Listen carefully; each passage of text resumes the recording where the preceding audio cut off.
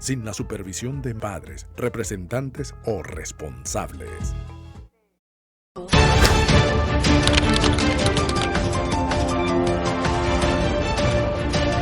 A la 1:03 comienza En Contexto. Gracias, como siempre, a quienes nos acompañan a través de la señal de Canal y también a quienes buscan nuestro espacio en las redes sociales, en nuestro canal de YouTube En Contexto con Carlos Peñalosa y también nuestra cuenta @En Contexto Piso y @Carlos Peñalosa para sus comentarios. Hoy dos temas en contexto. Hoy vamos a hablar de dos temas que están acaparando titulares en los medios de comunicación a los que siempre, no solamente el equipo de Noticias Canal I, sino también en las redes sociales hacemos seguimiento, reseñan en su mayoría, por un lado, lo que tiene que ver con la solicitud para activar el proceso de referéndum revocatorio al presidente Nicolás Maduro. Por otro lado, hoy también, 18 de enero, amanecemos con noticias que tienen que ver con el mercado de hidrocarburos, pues luego de 7 años de precios bajos o un proceso que generó por parte de países exportadores de petróleos agrupados en la OPEP y también otros países productores fuera de este organismo internacional a verse afectados en sus volúmenes de producción por la caída de los precios y buscando, por supuesto, la sustentabilidad del mercado de hidrocarburos a nivel global, se logró un acuerdo que incluía la mayor parte de los países productores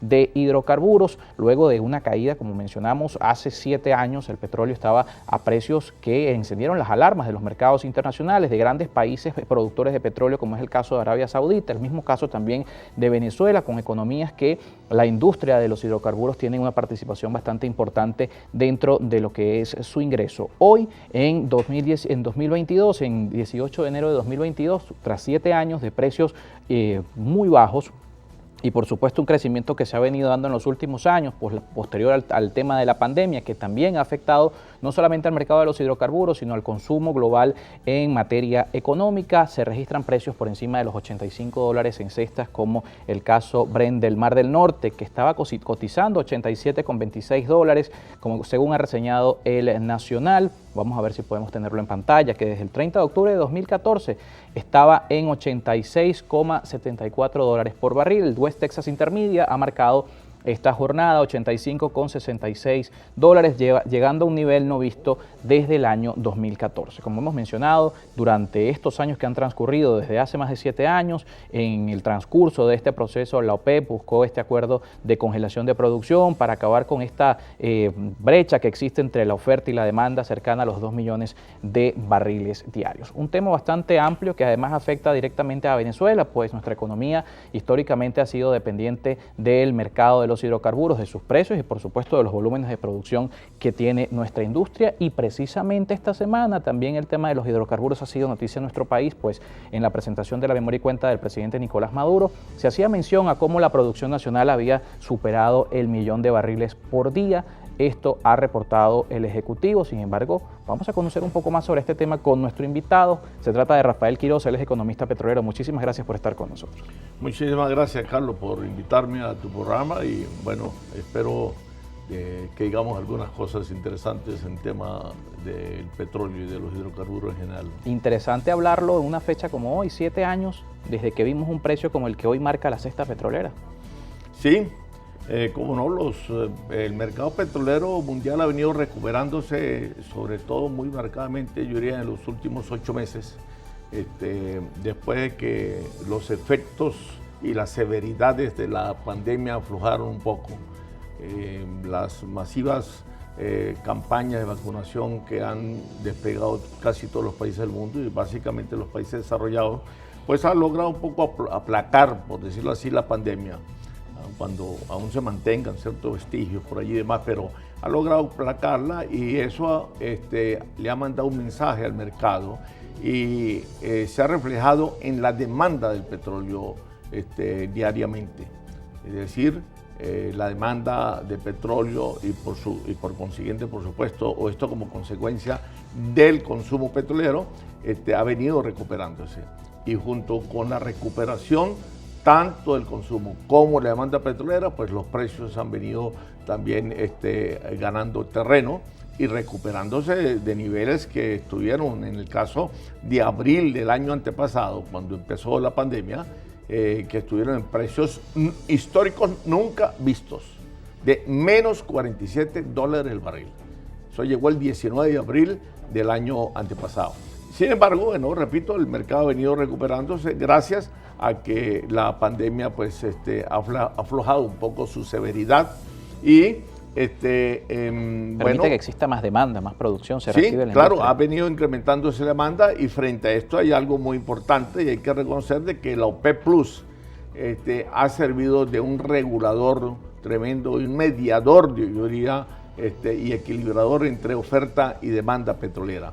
Hizo unos recortes de 2.200.000 hace un año y pico y han venido programando ese recorte, de modo, por supuesto, de no aplicarlo en forma tan súbita y tan drástica, de modo que los precios se fueran a recuperar y a elevarse en términos inusitados, que tampoco le conviene a la OPEP ni a la OPEP Plus como tal, una inflamación de los precios, por decirlo así, que fuera a sucumbir y que fuera a afectar al mismo mercado.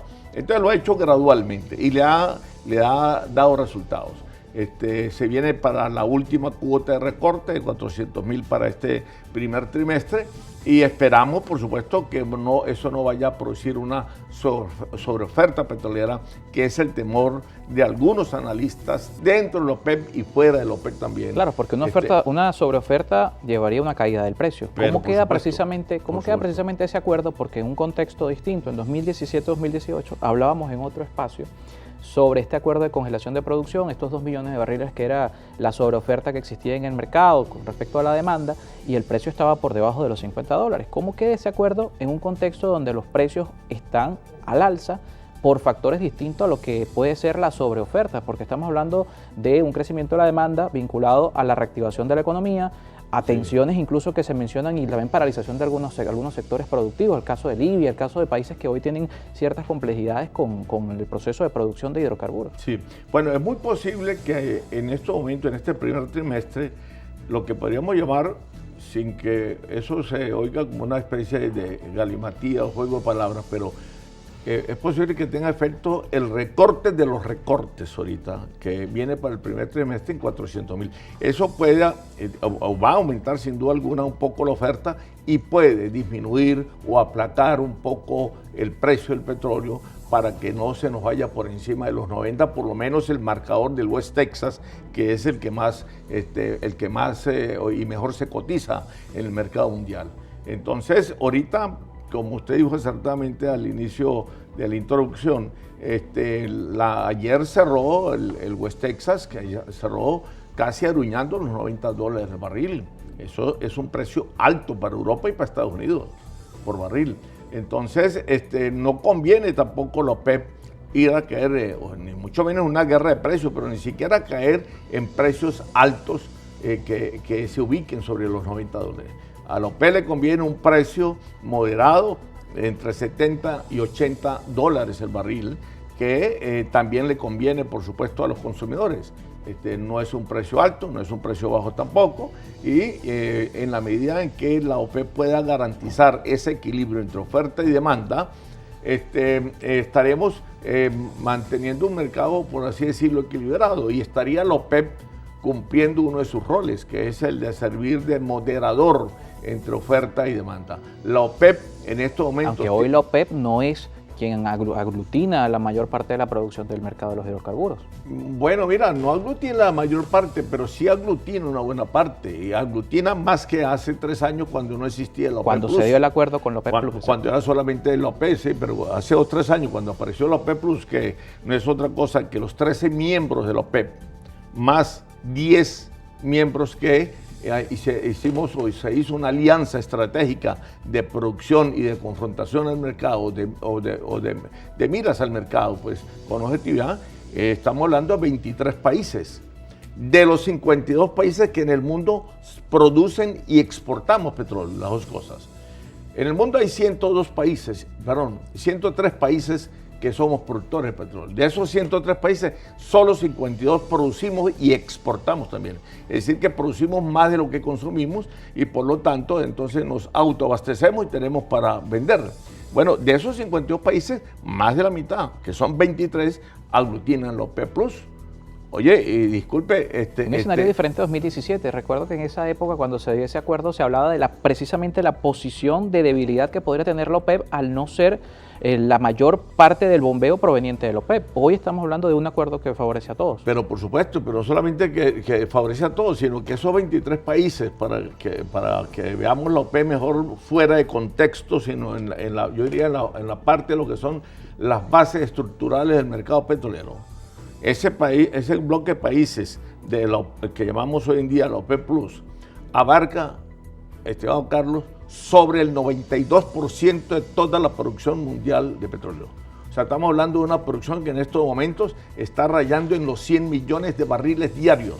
Por primera vez en la historia de los hidrocarburos, de 1859, cuando se perforó el primer pozo petrolero en Pensilvania. Hasta ahorita, la primera vez que hay producción mundial de 100 millones es en estos momentos. Entonces, la OPEP Plus abarca casi el 92% de esa producción. En exportaciones abarca cerca del 70% de todo el petróleo que se comercializa diariamente en el mundo. Bueno, total que tiene una potencia, una significación mucho más de mayor ponderación, de mayor peso que el que a veces le damos por encima cuando hacemos análisis muy simples, pero el hecho es que tiene un peso mucho más fuerte y de mayor ponderación que el que nunca había tenido la OPEP.